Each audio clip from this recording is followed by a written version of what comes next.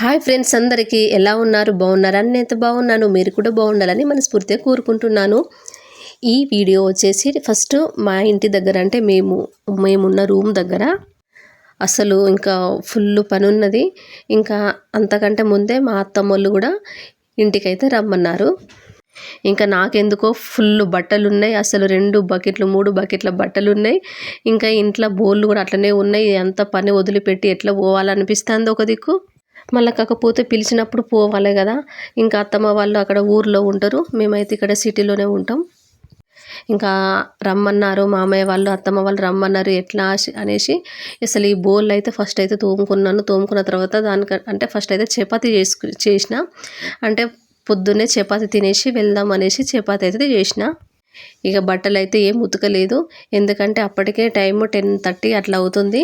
ఎందుకంటే అక్కడ కూడా ఇంకా నేను అత్తమ్మ వాళ్ళ ఇంటికి వెళ్ళిన తర్వాత కూడా కొన్ని చిన్న చిన్న పనులు ఉంటాయి, అవి కూడా చేయాలి కాబట్టి ఇంకా లేట్ అయిపోతుంది అనేసి ఓన్లీ బోళ్ళు మాత్రమే దోమిన. చూసిలు కదా బోళ్ళు ఎన్ని అయినాయో. అసలు ఉండేది మేము ఇద్దరమే ఫ్రెండ్స్, కాకపోతే మా బావ నేను ఉండేది ఇద్దరమే. కాకపోతే బోళ్ళు చూడండి, అవి జస్ట్ ఒక్కరోజు మాత్రమే. అసలు అవన్నీ ఎట్లనేవో నాకే అర్థమవుతలేదు. ఇవైతే మిషన్ భగీరథ నీళ్ళు. ఇంకా మా ఓనర్ అమ్మ వాళ్ళ ఇంటి దగ్గర అయితే ఇగో ఇది నువ్వుల చెట్టాట. అసలు అది దానికంతటా అదే పెరిగింది.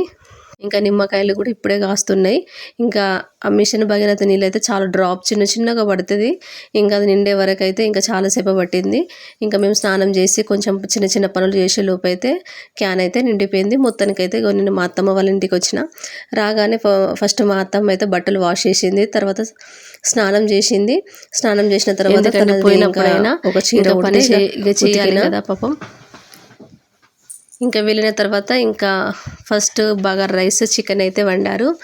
ఆ తర్వాత ఫస్ట్ అయితే అన్నం తిన్నాము. మధ్యాహ్నం అన్నం తిన్న తర్వాత నేనైతే భక్ష్యాలు కదా, అసలే ఇంకా ఉగాది ఇక ప్రతి ఇంట్లో భక్ష్యాలు అయితే ఉంటాయి. ఇక నేనైతే పప్పు అయితే నానబెట్టిన. ఇంకా మా బావ అయితే అది బెల్లంలాగా చేసిండు. ఫస్ట్ ఇక మా అత్తమ్మ చికెన్ తినద్దు అని అంటే నేనైతే ఇంకా ఫస్ట్ అయితే గుడ్లు ఆల్రెడీ ఉడకబెట్టుకున్నది.